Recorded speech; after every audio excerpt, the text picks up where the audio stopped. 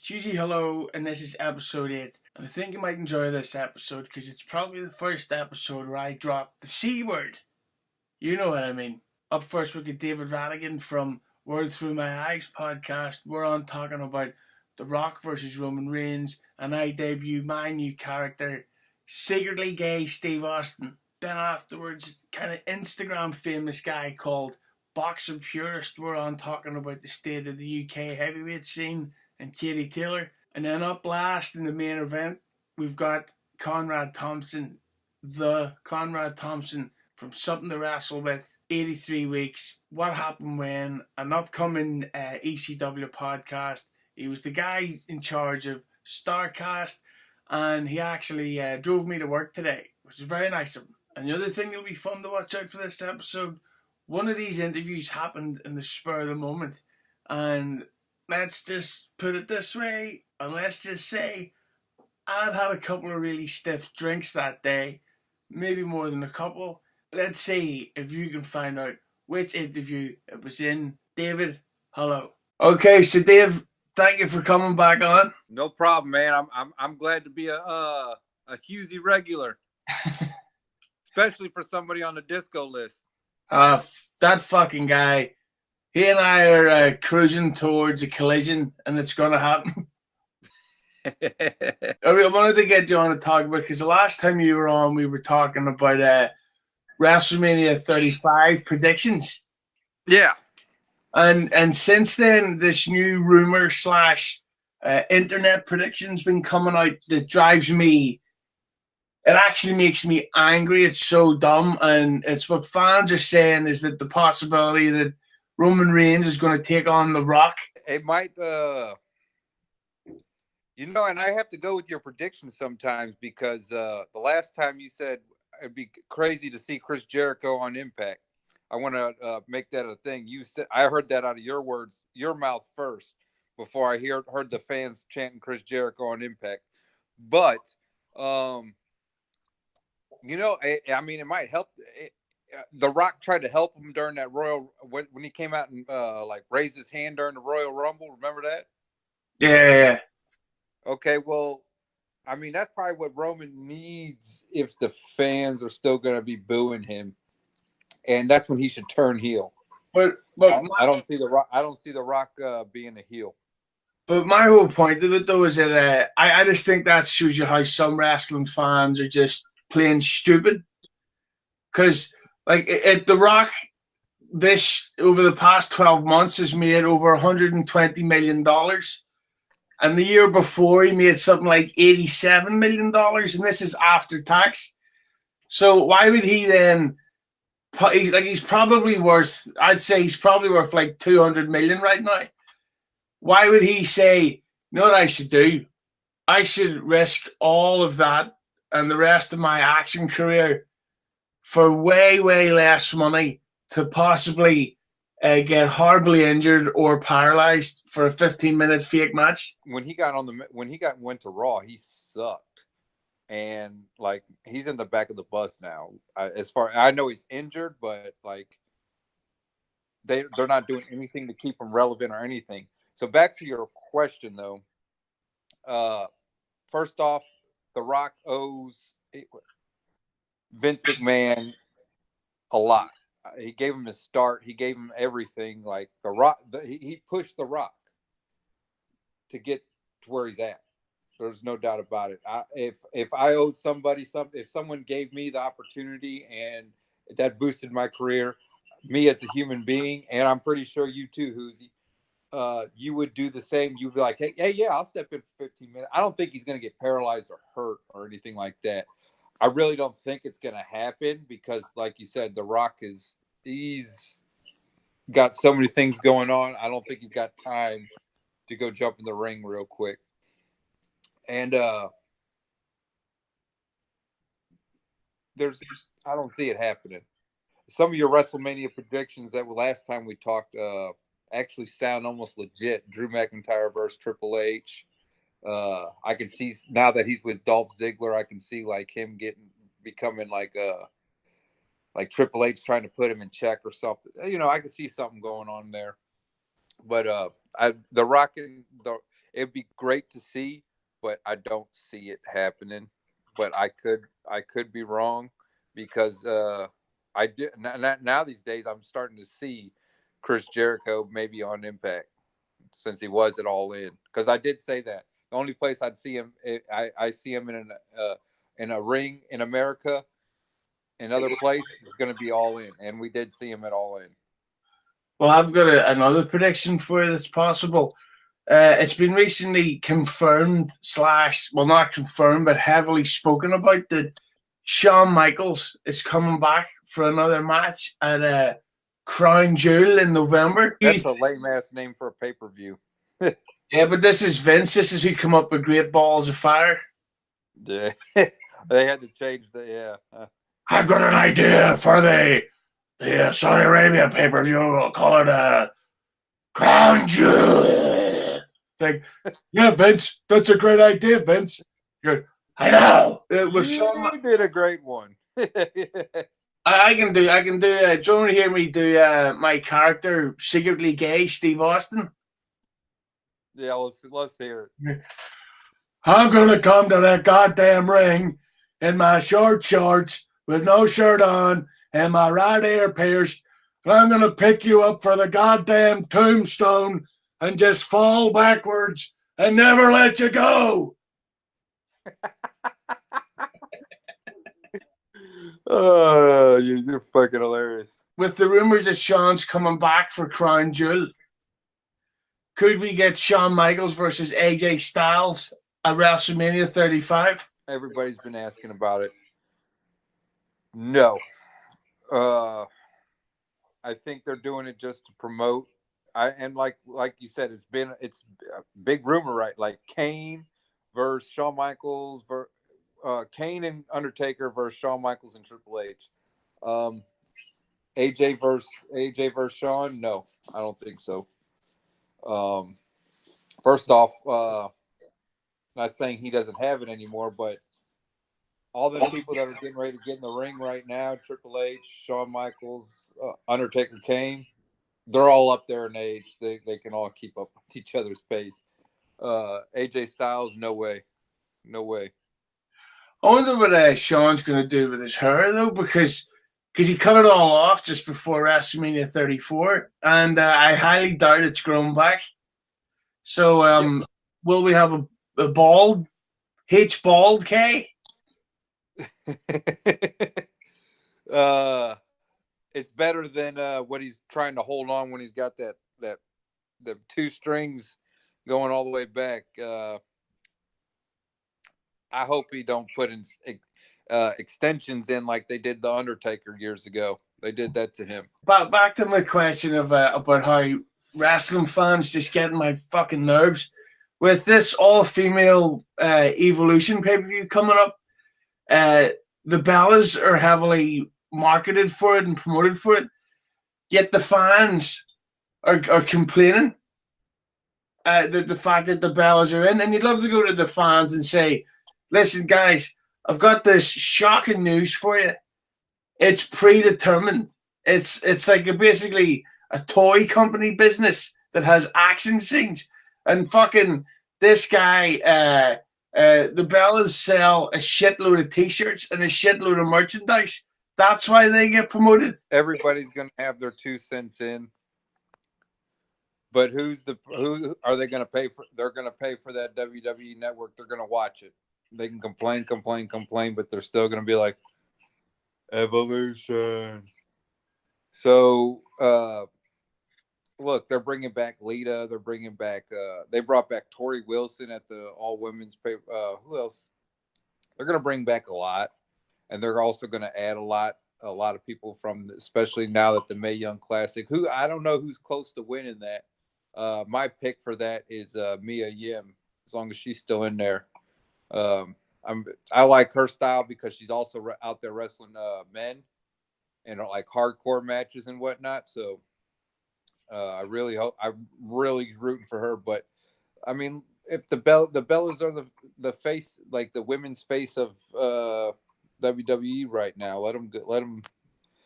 People complain, but they're still going to do what they want to do. People out there burning their Nikes. I'm buying them. So I mean, and they're gonna go back to buying them 10 years later. That's people do stupid ass shit. They complain about stupid shit when they're part of it. But we can be honest though, Adidas is better than Nike anyway. What is that? Adidas. Adidas? Yeah. Oh, Adidas, sorry, Adidas. I'm from Ireland. It's all right, buddy. It doesn't matter. Like, to be at the end of the day, these companies should be paying us to wear their stuff. They should be sponsoring us to wear their stuff instead of charging $50 for a T-shirt, almost $180 something for a pair of tennis shoes. That's I mean, I buy my shit at Walmart or Raw. We got a store called Ross. It's like I won't spend no more than $45 on a pair of shoes, and they better be the best fucking pair of tennis shoes. I've had one pair of Nikes, and they're actually they're white and black.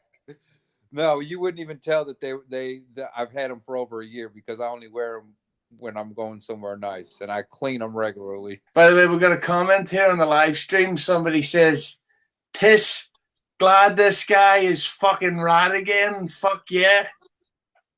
Who is it? It's a guy called Z&Z Entertainment. Says, "Tis glad this guy is fucking Radigan." Fuck yeah. Yeah, I was. If my wrestling name, if I was gonna be a wrestler, unfortunately, some things I couldn't do but the Radical Radigan. That'd have been my wrestling name. One of the many that I've had up.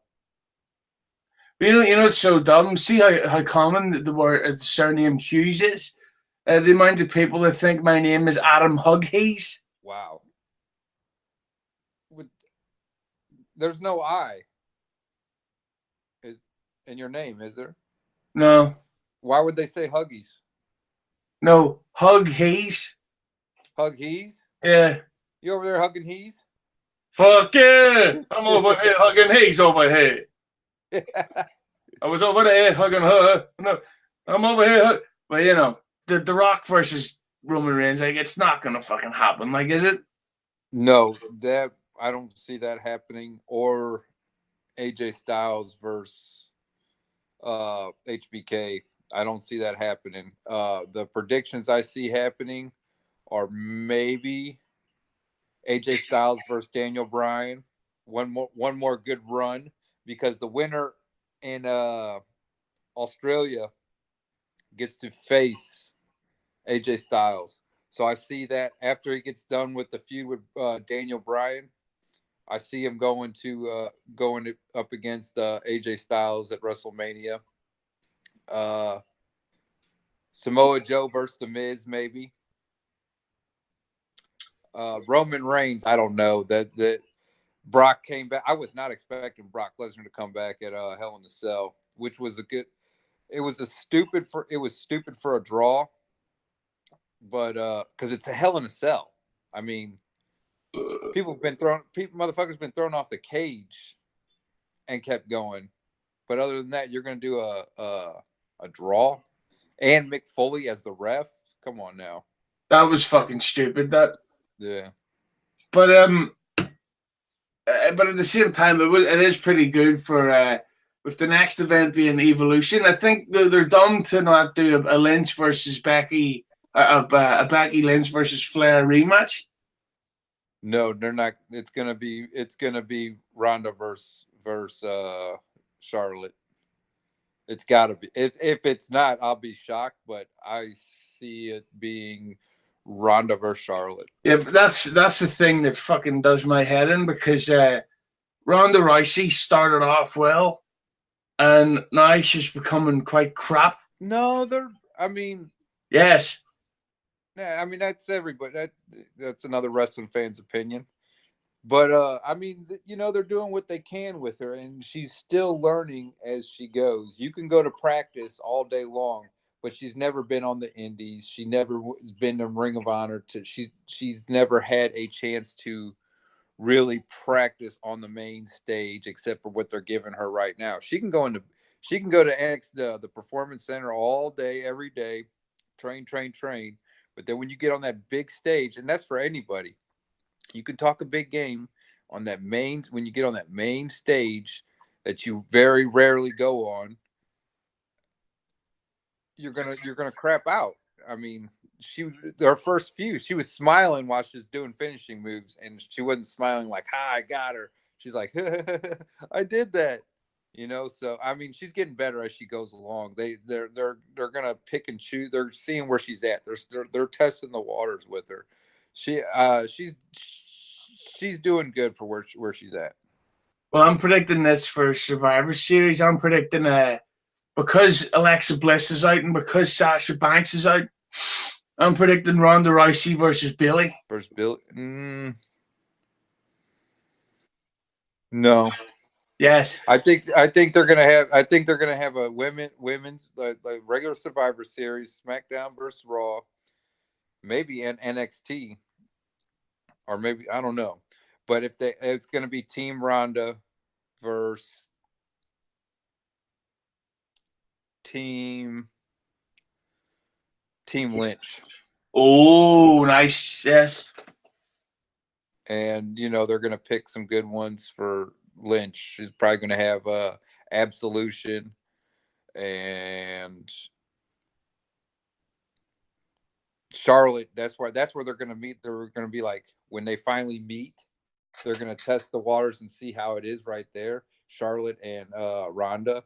They're gonna see, they're gonna see how well the crowd reacts, because believe it or not, Charlotte and Becky are very good athletes of the women that, Naomi is too. But I mean, a top quality athlete for the women's division right now is Ronda Rousey, Becky Lynch, Natalya, and then down the rest. Maybe Shayna Baszler might be coming from up there too. You never know. I'd like to see more done with Sonya Deville, though. They're not going to get a push like they want. Because this is what I think so done. They keep hiring real life MMA people. It's like, but it's not real fighting in WWE. So you've already got the MMA character. Plus, she's new, and plus, let's be honest, the fact that she's openly gay makes her very different from the rest of the roster. So she could have that whole the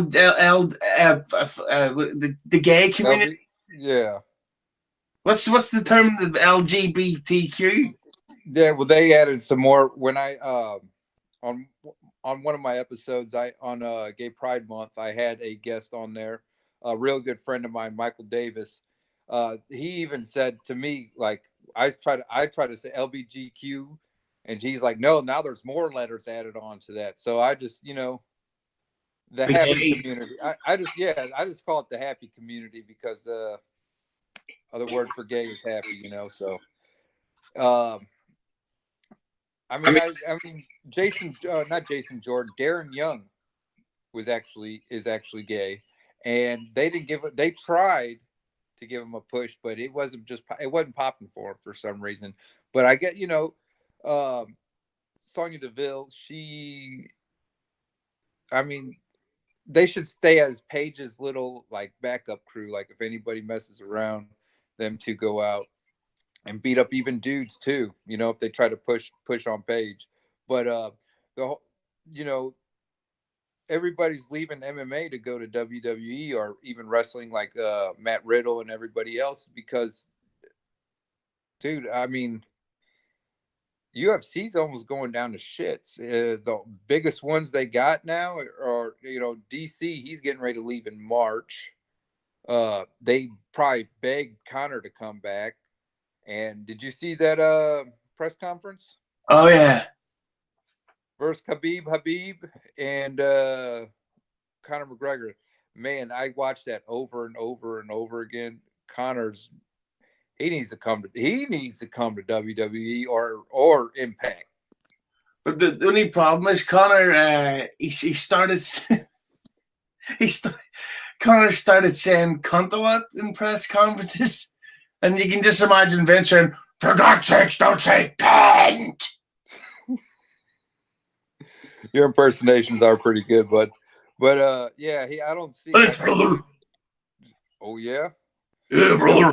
UFC fighters going or MMA fighters going to wrestling is cool because I mean they got a better chance of lasting longer in wrestling. You got a less chance of getting hurt.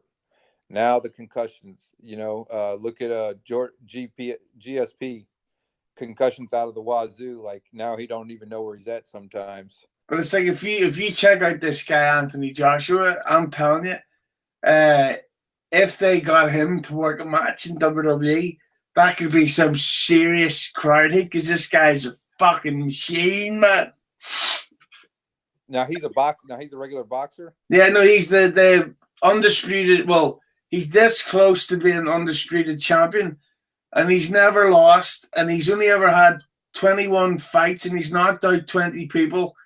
And they've been building up to this fight with Deontay Wilder. But Deontay Wilder keeps stalking him, and they were meant to fight last year. Now they're fighting next year, and it's fucking ridiculous. But I'm telling you, boxing is bigger than MMA. Well, it's better than MMA, and it should be fucking bigger. Yes. Yeah, probably in Ireland, not here. I mean, to me, my opinion, I'd rather watch an MMA fight than a boxing match because once they tie up, come on, break. I mean, it just MMA it can end in 10. It can end in all 3 rounds, or it can end in 5 seconds. Boxing, they're gonna punch. All right, break it up. You can't do as much. I don't know. Boxing is a good skill to have under your belt as a human.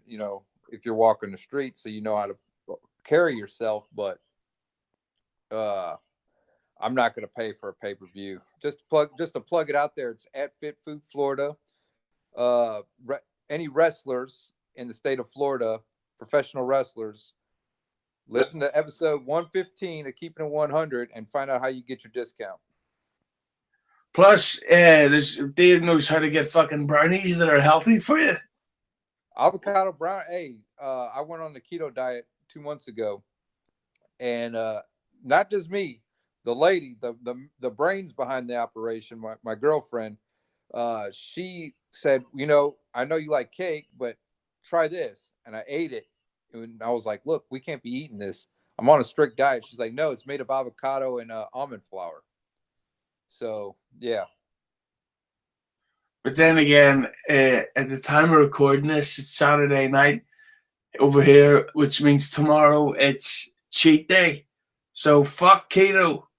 No, I cheated last night. I went to a buffet and we went to town. I was like, eat up now because we're not going to eat for the rest of the week. You mind if I plug my stuff real quick? Oh, please, plug it twice. Plug it twice to make it nice. You can find me on Twitter at DK Radigan, Instagram at DK Radigan, Facebook David Radigan. Check out my podcast. It's World Through My Eyes. You can get it on iTunes, Stitcher, Hipcast.com, Google Play. It's World Through My Eyes, part of the Creative Control Network. Hughezy, we need you on the Creative Control Network, brother. You need to talk to Joe Feeney. Before we get to the Boxing Purist interview, I just want to give it a warning that says, yes, this guy is English. Boxing Purist, hello. Right, so Abs, thanks for coming on, mate. Otherwise known as Boxing Purist on Instagram. Yeah, thank you for having me, bro. And what a fucking time to be a boxing fan. I mean, I'm 33, and it hasn't been this big since the Tyson, Mike Tyson versus Lennox Lewis fight back in 2002, mate. Yeah, it's been a long time, but that's because the heavyweight division has been a bit boring recently. First question I want to ask you about is Katie Taylor, right? Yeah. Now, I like her, and I'm a fan of hers. And let's be honest, sometimes when she's dressed up, I'd shag her. But do you think she's like the boxing version of Ronda Rousey? And by that I mean, do you think because like Ronda Rousey, not that she was shite, but she was good in a division of average fighters at the time. So, and then with Katie Taylor, like it really seems like she's not washed up, but it really seems like she's used up already, you know? You think so? Yeah, because there's no like money fights. Like I couldn't see her headlining arena shows. No, I don't think she can either. But it depends how they promote it. But I think your rival. It depends on your rival and your promotion. I don't think she's gonna get that boost behind her. And even her, I think her voice is very raspy. I know when you hear her talk. So it's her star quality ain't great. Do you want to hear my Katie Taylor impression? Go on then. She goes she's like, oh, you know, thanks for God. I want to fight. I want to Sounds like an asthma patient, isn't it? It's like she's out of breath. It's terrible. So I don't know how far they can push her. It's like she's fucking it's like she's just doing karaoke, but she wants to sing yet shy at the same time. She's like, I believe in a thing called love. But she's a nice girl, though. That's the thing. That's a crazy thing. She is, but she's like Mike Tyson, fucking Michelle Tyson, the way she fights. Yeah, exactly. She's actual beast, and when you see her fight, I think that's what they have to try to push her highlights out there. Because I don't think she ain't got the star power. That's why Ronda Rousey, she could talk, she looked good, everything was good with her. But with Kate, it's a bit different. Talk to me about Carl Frampton right now. I like the fact that he's from here and the fact that he's quite accessible to his fans, right? Yeah. But I find his fights pretty boring to watch. Seriously. Yeah, like he needs to fucking knock somebody out. Have you done that in his last fight though? I didn't even watch it. That's that was in Ireland as well, wasn't it? Belfast, yeah. Yeah. But he put in a good performance. The Leo Santa Cruz fights, they were interesting as well, I thought. But the Scott kick one is a shocker though. That's one of the worst fights I've ever seen. The good thing though about Frampton, when he does have a fight, it's just such a drinking session over here. Like even if you're not in the boxing, everybody's on the piss from the morning. It's like a national event. Oh man, yeah. You know what's so ironic about Carl Frampton gigs is it when fights when he has a fight in Belfast, everybody seems to develop hay fever and has a runny nose because everybody keeps like sniffing and rubbing their nose and running into the toilet cubicles. You know. Okay.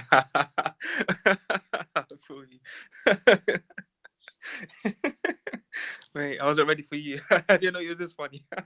I'm fucking hilarious.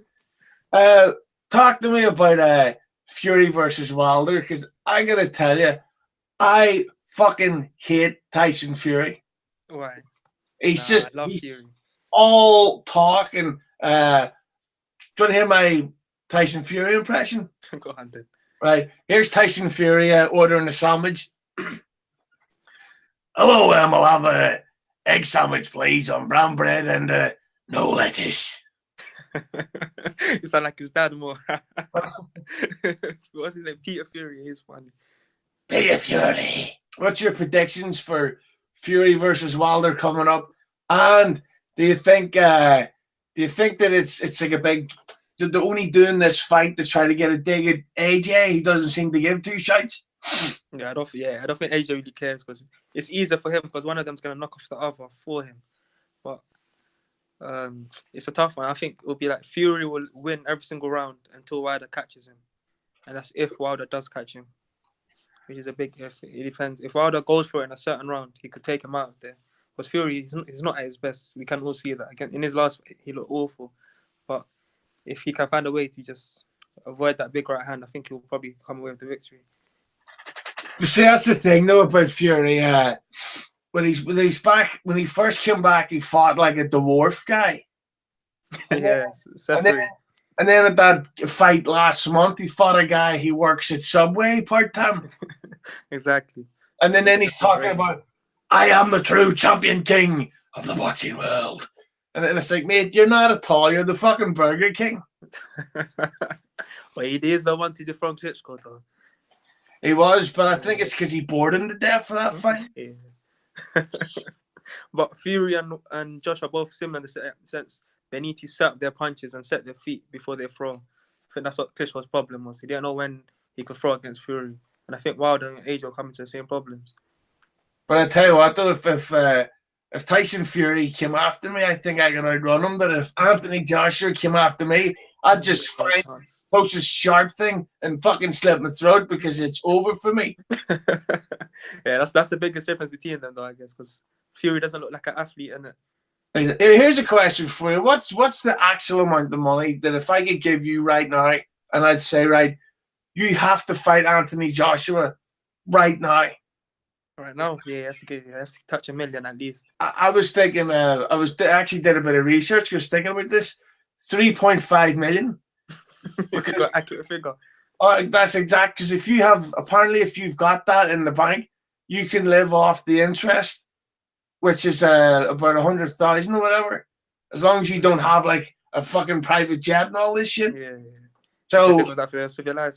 Yeah, and plus, because I'd be in hospital for the next 2 years, all that interest would build up. Just so, up, innit? Yeah. So speaking of AJ, last night he fought Povetkin. Yeah. I fucking loved that fight. What did you think of it? I didn't like it that much. People say it was a great fight. I didn't really see it. I was a bit bored watching it. I can't lie. For me, I honestly, that's the closest I've seen AJ come to losing, because he was getting fucking beat up. Like, you think so? Oh yeah, like his nose was a mess. Yeah. He looked like Daniela Westbrook's nose. I thought it was a lot of arm punches though. Well, I thought he was always in control of the fight though. I don't think he didn't look worried at any point in the fight. But Probably, Povetkin's a tough guy though.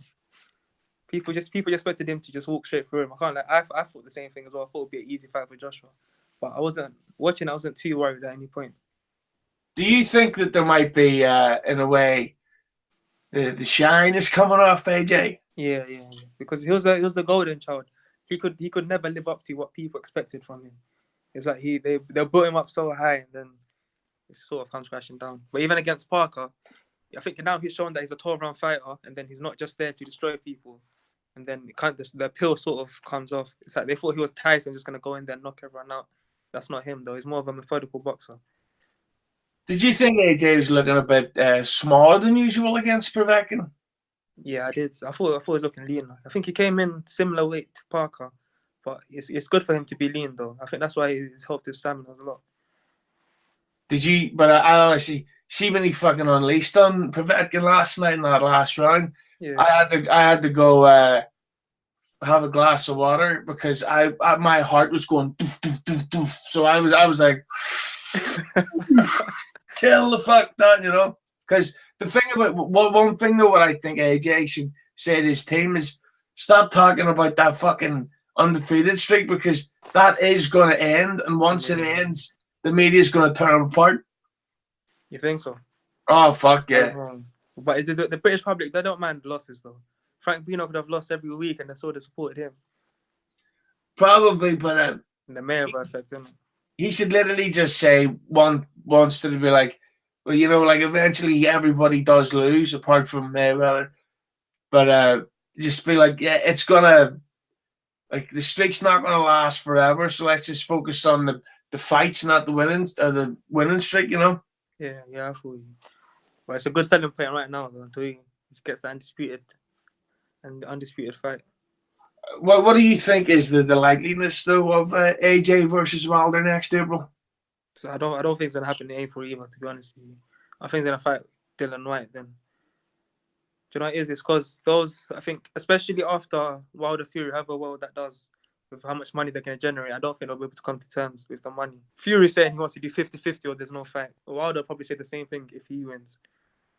I think that with Wilder or with Dillian White, as you mentioned, because there's because of the way the scene is, there's a pretty big money match up with Chisora. Am I saying that right? Yeah. Yeah. And I think that it would be wiser for White to have that Chisora fight before he would go after AJ. You might as well try to cash in. Yeah, they're trying to have that fight in December. I think December 10, they're looking at it. What's going on with Chisora? Because seeing that fight he had with, what do you call him? Takum. Yeah. He seemed a bit fucking weird, like he wouldn't sit in his stool and shit. I think he was tired, didn't it? Because he's taken a lot of punishment in that fight. I don't know what he was thinking. So I think that's why he wants to catch up with Dylan White as well. He wants a big money fight next. But that's supposed to be happening December 10th. I'm not sure if Chisora's a nutcase. You can never tell what he's thinking. He's a fucking weirdo, but yeah. I'm tuning in for that fight. Like, that fight he had with Takum was they beat the crap out of each other. Like, that was amazing. It was amazing fighting. Yeah, I got to watch that one live. I was there. Well, talk to me about the big fight that everyone's talking about. Like, this is the big fight. Of course, we're talking about Logan Paul versus KS1. I was wondering when you were saying that one. I'm not. I mean, can you see as drunk as I get? If I didn't have two bad shoulders, I could take Logan Paul. He's a fucking wanker. He looked like He's a big lad, though. He doesn't scare me. Yeah, he's a former wrestler, man. Don't get twisted. Them guys can fight. They come from a fighting background. But did you watch the fight? Fuck no. I refused. When I heard they were wearing headgear, I was like, it's fake. This is not a real fight. It's white collar boxing, isn't it? White wanker boxing. You can call it that as well. It was entertaining, though. It was a controversial decision as well. But as we come to the final thing, I want to talk to you about the actual like biggest fight, I guess you could say, in the UK scene. Tyson Fury versus Anthony Joshua. Do you think it's actually ever going to happen, or is Fury just a fucking reality TV contestant waiting to happen? Nah, I think it'll happen sometime next year. It has to happen because it can't be like Kell Brook versus Amir Khan, because they had other options. These guys have only got each other to fight, really. Other than Wilder and Dylan White, there's no real options. So if the public demand it enough and the money's there, which it definitely is, it's gonna happen. Well, if not 2019, it'll happen in 2020, I believe. But do you not think that with Tyson Fury on Instagram with his dumb, I am the one true Gypsy King, all that stuff? Like, yeah. When he says to the one true Gypsy King, it's like, well, who the fuck's in contest for you? No one else is claiming it, innit? Like, I'm the toughest cake maker in all of Belfast in my house. You know what I mean? That's what it's supposed to. Like. But if it happens, do you think like Fury actually has a chance? I'll favour Fury. I can't lie. I think styles make fights, and Joshua will struggle against that. Really? Because even Povetkin and Takam, what gave him the most trouble were the feints, if anything else. It's like when Joshua's unsure of himself and doesn't know when he's going to throw, he finds it tough. And naturally, Joshua's actually a counter puncher. So I think when Fury's giving him those angles, making him miss, making him look funny, we'll get frustrated and outbox him.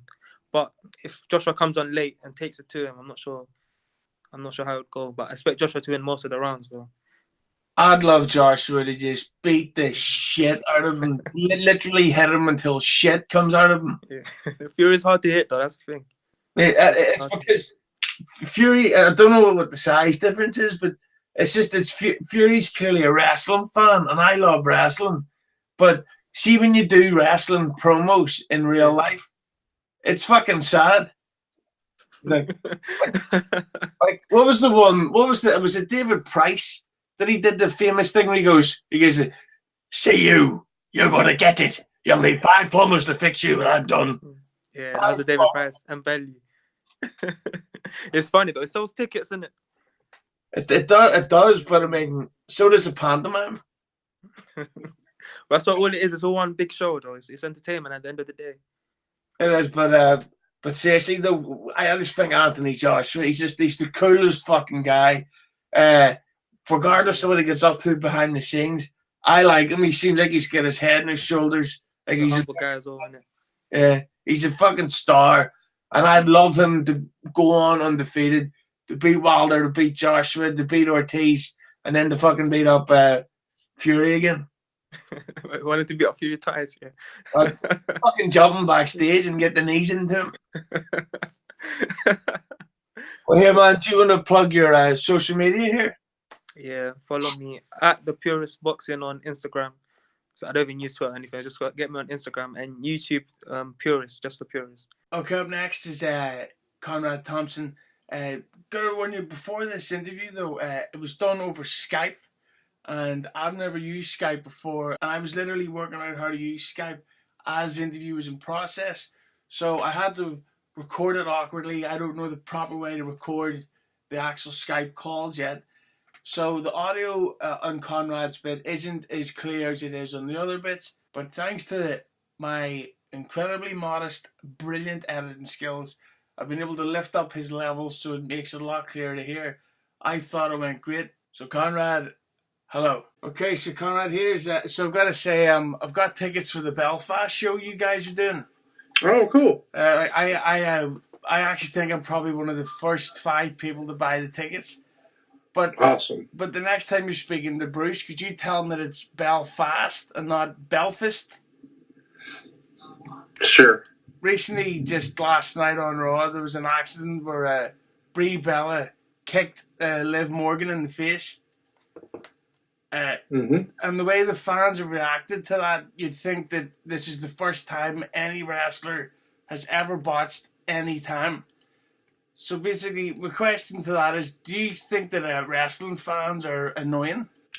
Well, I mean, listen, there are annoying fans everywhere, but no, I don't think in this case that anyone's necessarily annoying. I think, wrestling fans are trying to speak their mind, which is the reason social media exists, and it's probably best for some people to just totally ignore it and pay it no mind.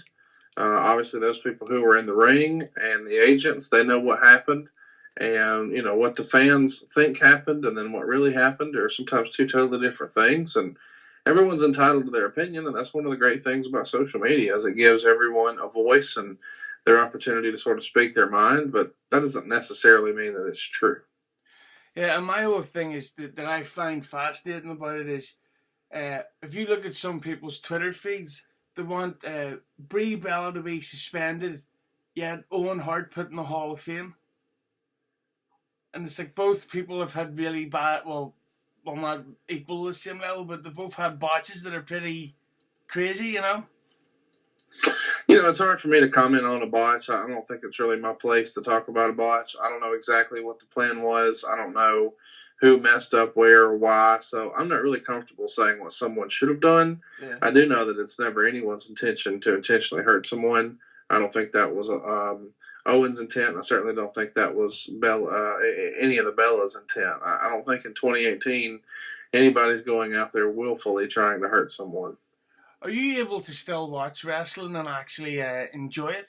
Or do you always watch the show and think that could be for Bischoff or this could be for Shivani or Bruce? No, yeah, I definitely enjoy it. It's hard for me to say that I don't enjoy it. But I'm like everybody else. I probably find, something in there to enjoy. I don't think every segment of every show is for me, but I can find something that I enjoy in every show. So, yeah, I still watch the shows and have a good time. I've actually started watching early 1999 Thunders, and I don't know if it's just because I'm a nostalgia junkie, but I'm loving it. That's awesome, man. Thank you. Tell me about, can you actually listen to other wrestling podcasts and enjoy them? Yeah, absolutely. I don't miss Jim Cornette's podcast. I love his drive-thru. I think the experience is great too, but Corny's drive-thru is one of the best shows that I don't think nobody really talks about as much as they should. And, of course, I try to catch Jericho whenever he's got a guest on there that I find interesting. I think Cole Cabana is still the godfather of podcasting, and I very much enjoy his show. And, of course, I love JR's podcast, and he's got a great take and some interesting guests. And Stone Cold Steve Austin will have a sleeper episode, and he's starting to interview some folks who maybe, don't normally get the quote-unquote shine, like Joey Janela, him having an opportunity to be on Stone Cold's podcast, I thought was awesome. And MJF was on there. And, when those guys, a guy at Austin's level, is really talking to really an upstart who hasn't been on a ton of national TV yet, that gets them a lot of exposure, and I think it's great for their careers. And obviously it's good for Stone Cold, too, because it gives him exposure to a different set of eyeballs as well. And, I will seek out those shows for sure. It's funny you mention that because it's Steve Austin's show that I think he's the greatest of all time, but his show sometimes it's a bit of a chore in that it's like he's got 4 go-to stories where you could ask him anything, Conrad. You could say, so Steve, what's your favourite sandwich? And he'd be like, well, I knew when Owen dropped me on my head, I was going through some problems. Well, I mean, there's something for everybody about podcasting. That's what's great about it is there's so many choices. It feels like there's hundreds of wrestling podcasts, and there may be, there may not be, but it certainly feels like it. So I think you could listen to a couple of different podcasts every single day and not run out. That's what's great about being a fan right now. Yeah, that's why I love the Conan Disco podcast. Like their chemistry is insane. Yeah, those guys are super entertaining, and again, I think that's a show that maybe doesn't have enough people talking. I don't think you have to be, a all-time great like a Stone Cold Steve Austin in order to have a fun podcast. You could be Tony Schiavone or Disco Inferno or anywhere in between and still have an entertaining show. And Disco and Conan have quietly had, a really, really great run on Westwood. And, of course, Conan's really one of the OGs of podcasting going back to the early days of MLW. And I'm glad to see that, he's got his fingers everywhere now, whether it's, promotions in Mexico or here in the States or MLW or the podcast. I mean, he's all over the place, and he should be. And, Disco Inferno's put me on his list. What list is that? The list that Disco reads out at the end of every show? Oh, yeah. I'm on that list. He doesn't like me. So. Well, good deal. Glad to hear it. But the thing with but I think that's why people like you so much, Conrad, as a podcaster, is because people can actually relate to you. Well, I appreciate that. Thank you, sir. You're probably the most polite person I've ever spoken to, Conrad. Well, that's very nice of you to say. I appreciate that. Because over here in Ireland, everybody's, saying the F word and dropping the C word, and then you actually say, you're the first person that's actually ever called me sir. Well, that's weird, but that's not the case here in Alabama. That's just what we do. Standard operating procedure. I'm coming to Alabama then. There you go. I gotta ask you this though, Conrad. You know the way they say you're either you're Elvis or you're Frank Sinatra or you're a Beatles or you're Rolling Stones. Are you a DX or an NWO? Oh, NWO all day. I think DX was great when it was just Hunter and Sean and maybe slide in China and Rick Rude. But by the time the New Age Outlaws and DX were there, it wasn't the same to me. I really enjoyed the swagger that Shawn Michaels brought to the show in 1997, specifically in the first quarter of 98. I think you could take, his summer of 97 through, March of 98 and put it up against almost anybody in the history of the business. That's the version of DX that I prefer the most, but without question, the NWO were the game changers, and the way they sort of ran roughshod over everybody and everything through 96 and 97. I mean, it created my most favorite year in wrestling. So I'm an NWO guy. But would you say that, because a lot of people say that the NWO got ruined due to the fact that so many members get added, but in a way, I think that DX could stale really fast because it just stayed the same core group for so long. Well, listen, it's hard for me to say, how should it have ended? That's what I always sort of come back to. Is I think that the Four Horsemen could have been a stronger group and had an even bigger legacy had it ended sooner. But a lot of people don't share that opinion, and instead they talk about how the NWO should have finished sooner. Well, I think you could argue that, the time to wrap it up is while it's still on top, while it's still hot. But at the same time, from a business standpoint, why would you sort of kill the golden goose? I mean, from a cool standpoint, you want it to finish while it's still cool. But, from a revenue standpoint, you want to get all the money out of it you can. And when you've got the hottest selling shirt in the history of wrestling, I don't know why you would stop promoting it and do something different. Let's keep the money rolling in. So I understand why the Four Horsemen stuck around and why DX was brought back, in the late 2000s. And I understand why the NWO split off and had so many different incarnations. If they bought it with white, maybe they'll buy it with red. I mean, and some of that, as much as we want to make fun of it, was successful. But would you like to know an interesting story that I met Shawn Michaels earlier this year at an autograph thing, and he told me to my face with witnesses of what the original plans for the NWO were in WWE, I should say. And he told me that, because I've always been fascinated about the 2002 era, because it just seemed to end, it ended so abruptly. He told me that the plan was to have a NWO versus Triple H feud to go into Survivor Series, which would then somehow lead to Shawn Michaels' return at WrestleMania. Absolutely.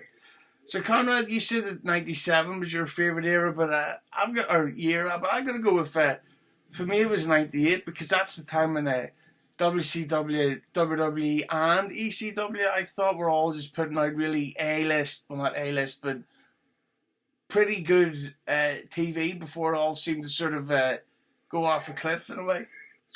Yeah, I mean, I think '99 was a different year. I didn't enjoy '99 as much anywhere. If I had to pick a favorite promotion in '99, it would be ECW. But I loved all three promotions in '97 and '98.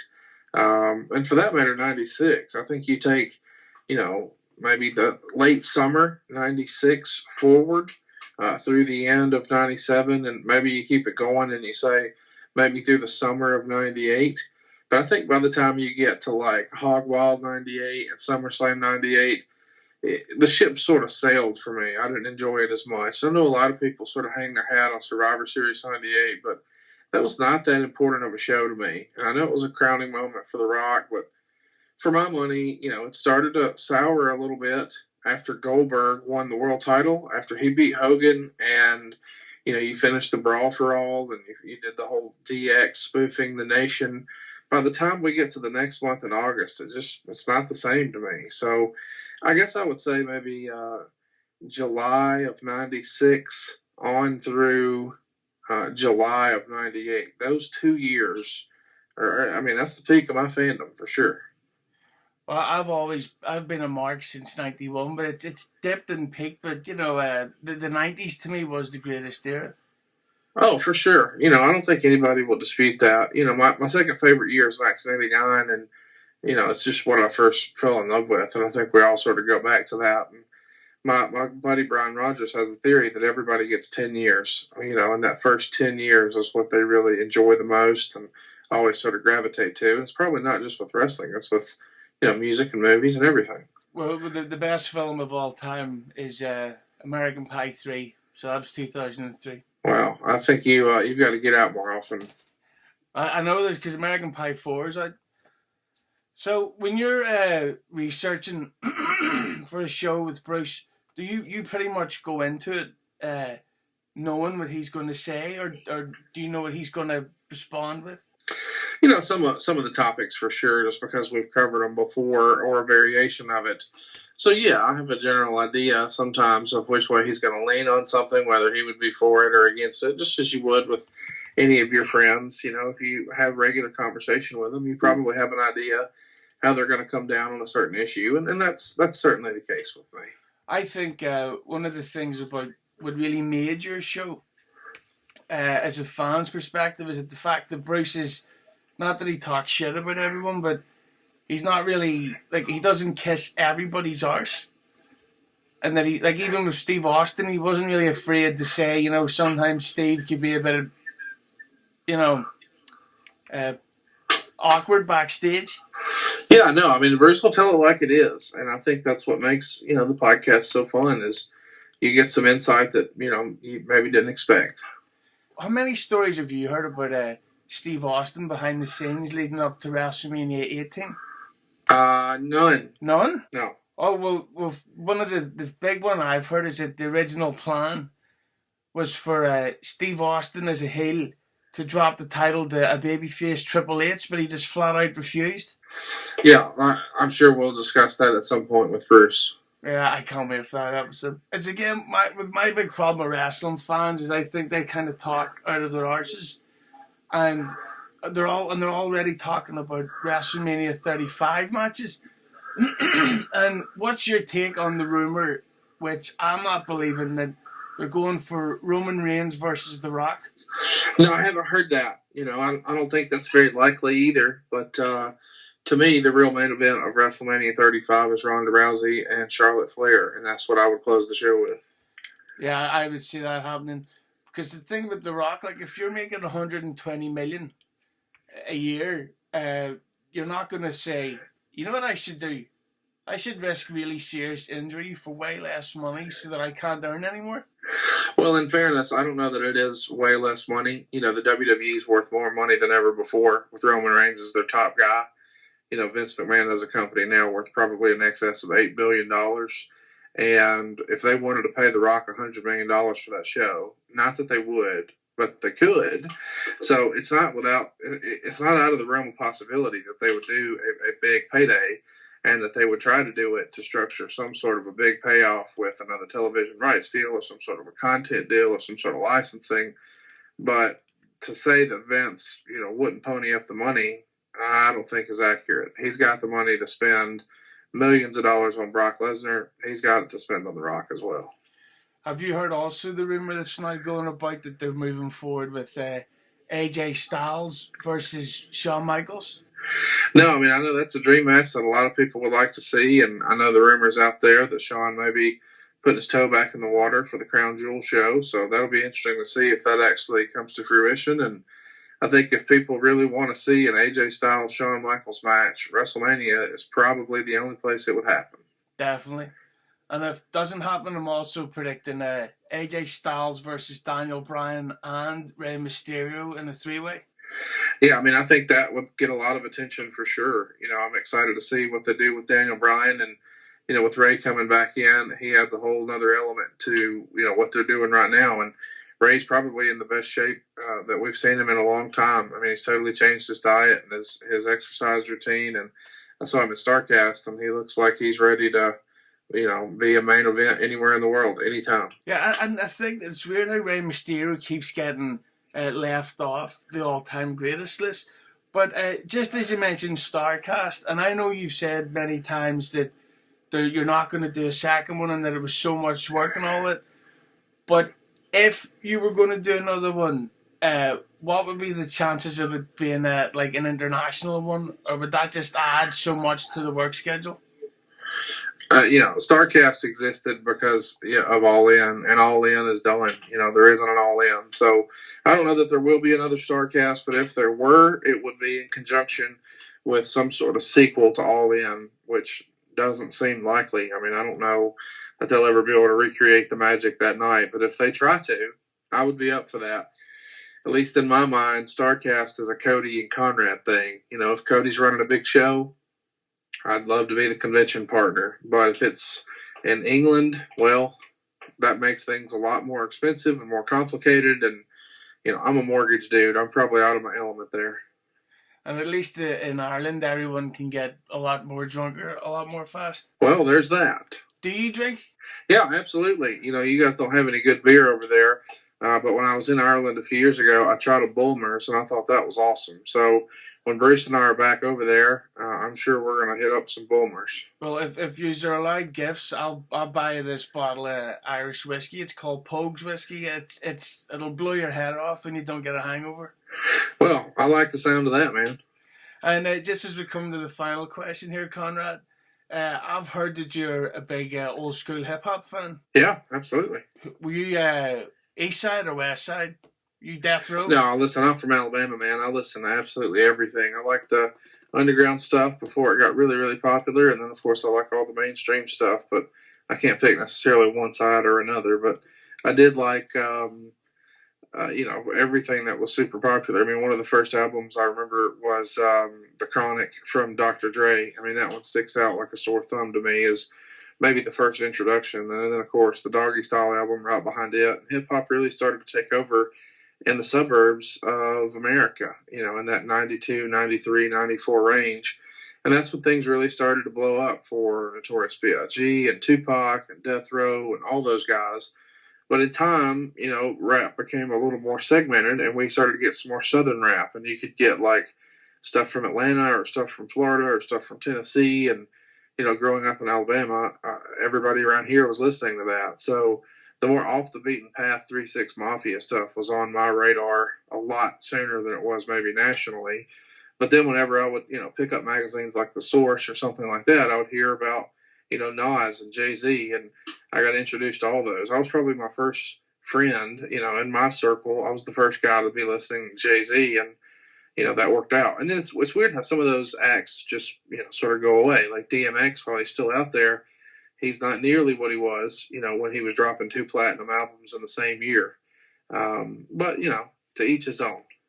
Yeah, I think with DMX, it's I find the greatest hits of DMX CD in this old box of my stuff with all these old VHSs. And I started playing it, and there's a song, Rough Riders Anthem, and he must drop the M word like 40 times in the first 2 minutes, so you can't listen to that in public anymore. Yeah, it's a weird deal. You know, you have to be selective about who you sort of expose it to, but the people who get it. And it's cool to be able to talk about that with you today and talk about some wrestling. And I appreciate you taking the time to have me on today. Thank you very much. I'm looking forward to meeting you and everybody on that side of the world, and you can pick up tickets right now at UKSTW. I know tickets are going fast. I think a few of those are already sold out, but Bruce Pritchard and I will be there in December. We're going to get our tour kicked off, I think, on either the 3rd or the 4th, and we're going to go to like the 9th or 10th. So it's going to be several stops all across Europe. We would love to meet each and every one of you at UKSTW.com. And Christmas jumpers are mandatory. I like it. I'm in. Thank you, Conrad. I'm sure you're going to have a whole lot of success now thanks to this interview, all due to me. Yeah, so that's episode 8. Episode 9's coming next week at some point.